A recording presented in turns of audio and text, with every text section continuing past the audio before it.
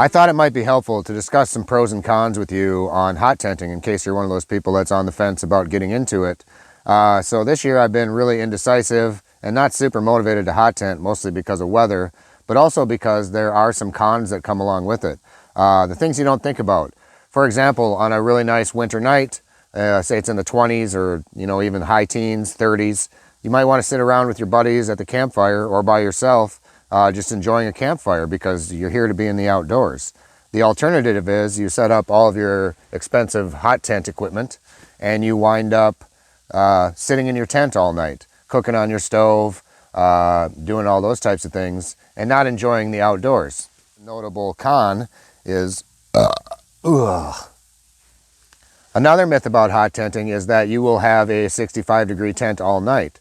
Now, first of all, that requires a lot of safety measures be taken. In other words, I call it sleeping with one eye open. You're going to have to make sure that your tent doesn't smoke out while you're asleep. That's the most dangerous possibility out there and very possible. You're also going to have to get up about every 45 minutes or half an hour to feed your fire to keep it that balmy 65 degrees. So for me, I don't even keep my fire burning at night. I just simply pack for the temperatures of the outdoors. And granted, I have some extra wind blockage with this massive hammock hot tent.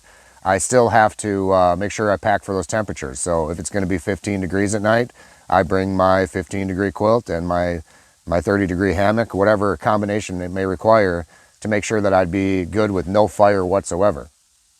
And if I want to have my hot tent. Another factor to think about is going to be firewood. You're obviously going to be burning your hot tent stove because that's why you brought it, right? But you may also choose to have a campfire. So if you have to do both of those things, you're going to be processing small firewood for your hot tent and big firewood for your campfire. And again, where are you going to balance your time between those two fires? Perhaps an obvious factor, but all of this equipment I have not found to be all that backpackable.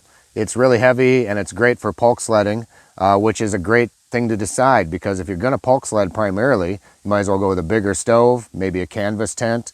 You can pull a lot of extra weight if you're pulking.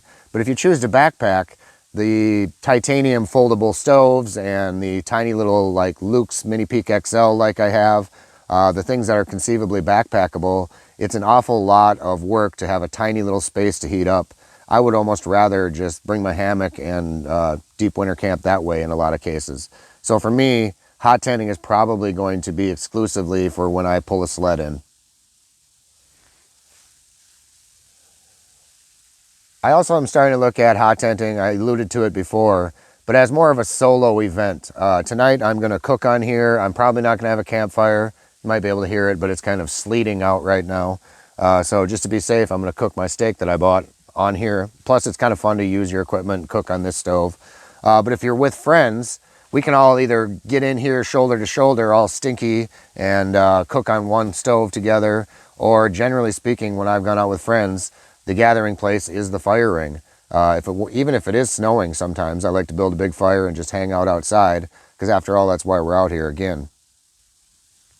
Hopefully this little segment helps those of you that are on the fence about hot tenting decide what's best for you. I don't want to go into detail because I don't want it to be a long, boring speech about nerdy-ass hot tenting factors.